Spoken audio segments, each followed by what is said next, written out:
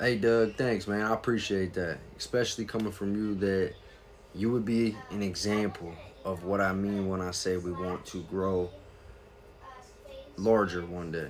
And the fact of the matter is we all have the same capabilities of doing this.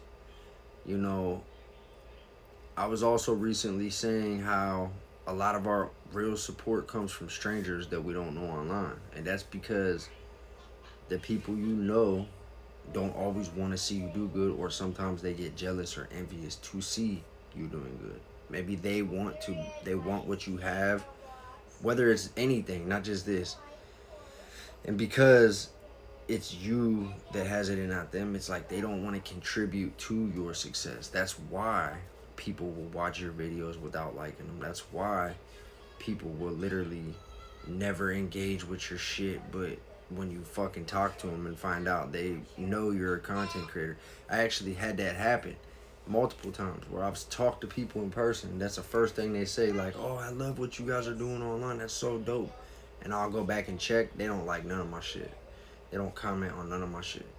There was actually a time that we had someone get the top fan badge on Facebook, and they've never liked a video. But that means Facebook literally thought that they were visiting our page that much and watching our videos that much. They gave it pretty much told on them, and it gave them a top fan badge.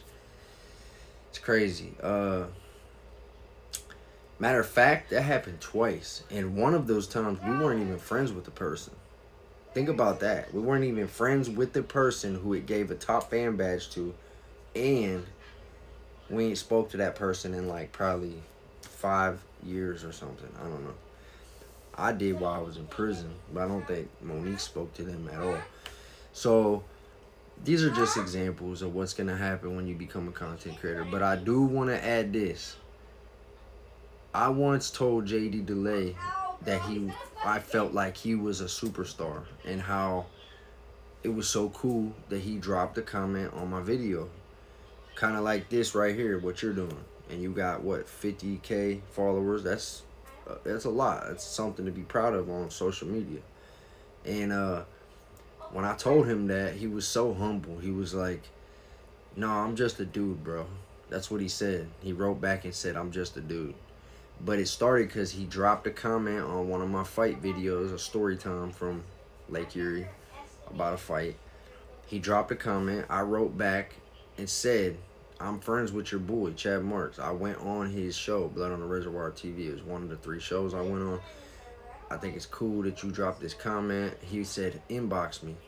So I inboxed him. I went and double checked that it was even really him because of how damn famous he is and shit.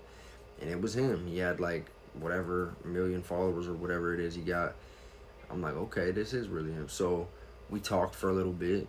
Him and Ian Bick was actually gonna let me come to Connecticut and be on their show, locked in with Ian Bick, and me and him was gonna do some content together. But if I could go back in time, I would play that a little differently, because I was like starstruck would be the easiest way to put it. And since then, I've actually talked to numerous famous people.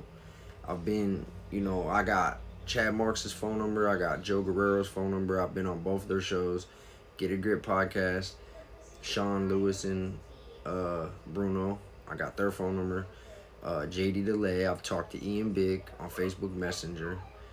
And I want to say that's probably it, you know.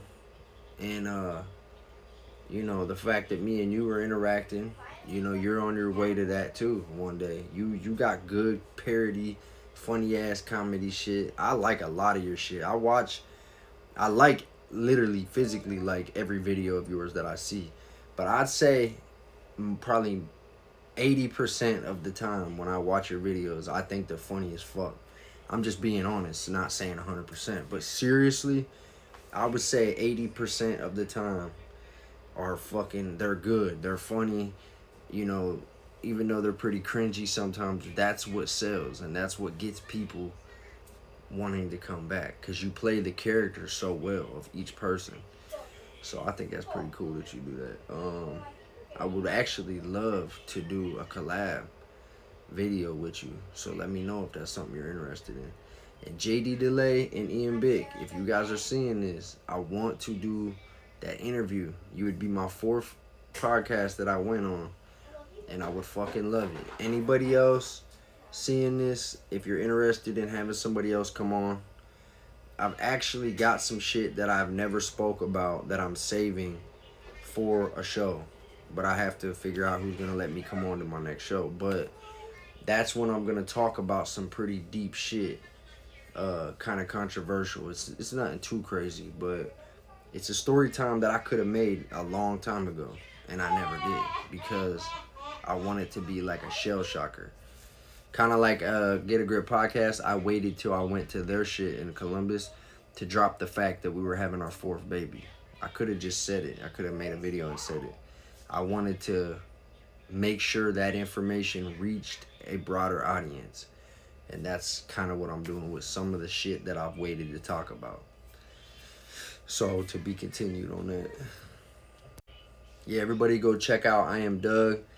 He's funny. He's got a cool vibe too and a personality. Not just on the parody shit. He kicks it on live a lot.